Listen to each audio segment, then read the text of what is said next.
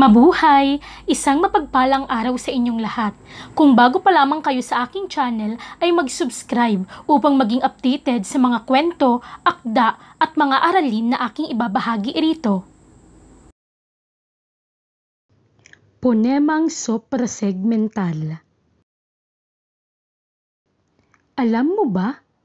Ang mga ponemang suprasegmental ay nakatuon sa diin o stress, tono o intonasyon o pitch, at hinto o antala o juncture. Diin. Ito ay ang bigat ng pagbigkas ng pantig na maaaring makapag-iba sa kahulugan ng mga salita, maging ang mga ito man ay magkapareho ng baybay o pagkakasulat. Unang halimbawa, ang salita ay nasa ikalawa ang diin. Hapon. Bigkas na mabilis at may diin sa ikalawang pantig na nangangahulugang Japanese. Hapon. Bigkas malumanay o malumay at may diin sa unang pantig na nangangahulugang afternoon. Ikalawang halimbawa, buhay. Bigkas malumay at may diin sa unang pantig. Ito ay nangangahulugang life. At ang ikalawa naman ay buhay. Bigkas mabilis at may diin sa ikalawang pantig na nangangahulugan sa Ingles na alive. Tono o intonasyon. Ito ay tumutukoy sa pagtaas o pagbaba ng tinig sa pagbigkas ng pantig ng isang salita, parirala o pangungusap upang higit na maging malinaw ang pagsasalita at nang magkaunawaan ang nag-uusap. Ang pagbigkas ng salita ay maihahalin tulad sa musika. May tono o intonasyon, may bahaging mababa, katamtaman at mataas. Maaaring makapagpahayag ng iba't ibang damdamin o makapagbigay ng bagong kahulugan ang pagbabago ng tono o intonasyon. Subukin mong magsalita ng hindi nagbabago ang tono o intonasyon at hindi mo maipararating ng tama ang iyong mensahe. Dumako na tayo sa unang halimbawa. Ang mga salita ay madali lang ito. Magkakaiba-iba ang mga kahulugan nito sa pamamagitan ng maaaring nagpapahayag, nagtatanong, nagbubunyi. Una, nagpapahayag. Madali lang ito. Ikalawa, nagtatanong. Madali lang ito. At ikatlo, nagbubunyi. Madali lang ito. Halimbawa ikalawa, ang salita ay kahapon. Pag-aalinlangan. Kahapon? Pagpapahayag. Kahapon. Diyan ginamit ang bilang 1, 2, 3 upang tukuyin kung alin ang mababa, katamtaman at mataas na bigkas. Uulitin ko, pag-aalinlangan, kahapon, at pagpapahayag, kahapon. Halimbawa ikatlo, ang salita ay talaga. Kapag nag-aalinlangan, ang bilang nito ay 2, 1 at 3. Talaga? At kapag naman nagpapahayag o nagpapatibay, ang bilang nito ay 2, 3, 1 or talaga. Ang panghuling ponemang suprasegmental ay hinto o antala or juncture sa Ingles. Ito ay tumutukoy sa saglit na pagtigil ng pagsasalita upang higit na maging malinaw ang mensaheng ipinapahayag. May hinto bago magsimula ang isang pangungusap at may hinto rin pagkatapos nito. May hinto rin sa loob ng pangungusap kung may kailangang ihiwalay na mga ideya upang higit na maunawaan ang nais nitong ipahayag. Kuwit ang ginagamit sa hinto o maaari rin namang dalawang guhit na pahilis o gitling.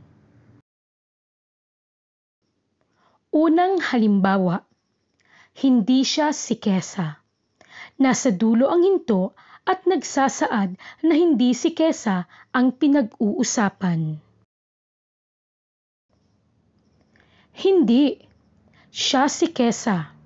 Ipinahahayag ng hinto pagkatapos ng hindi na si Kesa ang pinag-uusapan. Hindi siya, si Kesa. Ipinahiwatig ng hinto pagkatapos ng siya na hindi ibang tao ang nasa isip, kundi si Kesa. Ikalawang halimbawa, hindi, ako si Joshua. Pagbigkas ito na ang hinto ay pagkatapos ng hindi. Nagbibigay ito ng kahulugan na ang nagsasalita ay nagsasabing siya si Joshua na maaaring siya'y napagkamalan lamang na si Arvil. Hindi, ako si Joshua. Hindi ako, si Joshua. Pagbigkas ito na ang hinto ay nasa ako. Pagpapahiwatig ito na ang kausap ay maaaring napagbintangan ng isang bagay na hindi ginawa, kaya sinasabi niyang hindi siya ang gumawa, kundi si Joshua. Hindi ako, si Joshua. Hindi ako si Joshua. Pagbigkas ito na nasa hulihan ng hinto, nagpapahayag ito na ang nagsasalita ay nagsasabing hindi siya si Joshua. Hindi ako si Joshua. Ngayon naman, subukin natin kung natuto ka sa ating paksa ngayong araw. Sagutan natin ang isang gawaing pinamagatang madali lang yan. Ang layunin nito ay napipili ang tamang salitang pupuno sa diwa ng pangungusap.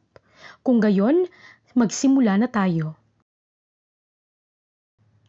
Panuto, piliin ang tamang salitang binibigyang kahulugan ng pahayag. Isulat ang titik lamang. Ang kasagutan sa gawaing ito ay nasa hulihang bahagi ng videong ito. Kaya mangyaring sagutan muna hanggang sa iyong makakaya ang mga katanungan. Unang bilang, baon ng niyog na ginagamit sa pagpapakintab ng sahig. Ikalawang bilang, paghugot ng isang bagay sa suksukan o lalagyan. Ang pagpipilian, titik A, bunot. Titik B, bunot.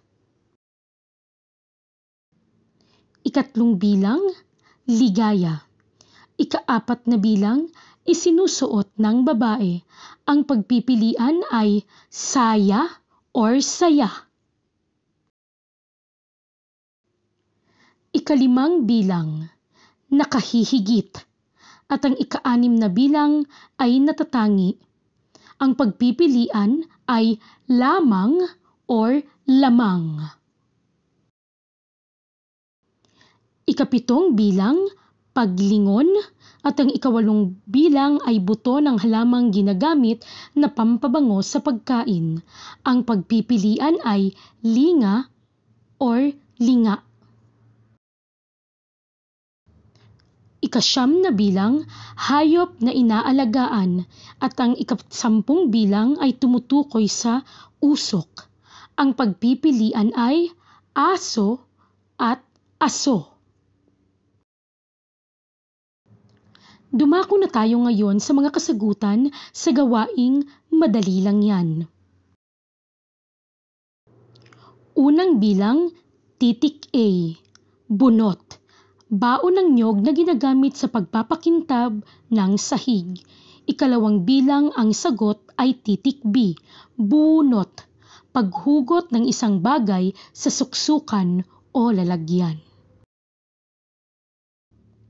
Ikatlong bilang, ligaya. Ang kasagutan ay titik D, saya. Ikaapat na bilang, isinusuot ng babae. Ang kasagutan ay titik C, saya.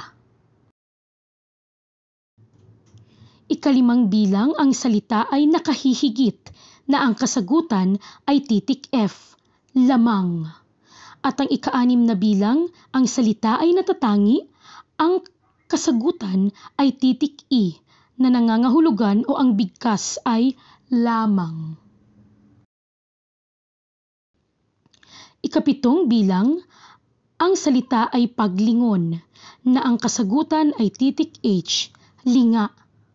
Ika-8 bilang, buto ng halamang ginagamit na pampabango sa pagkain, ang kasagutan ay titik G, linga or linga. Ika-9 na bilang, hayop na inaalagaan, ang kasagutan ay titik I, aso. At panghuling bilang, salita ay usok, ang kasagutan ay titik J, na ang bigkas ay aso. At diyan nagtatapos ang ating talakayan. Sana ay nakatulong ito sa inyo.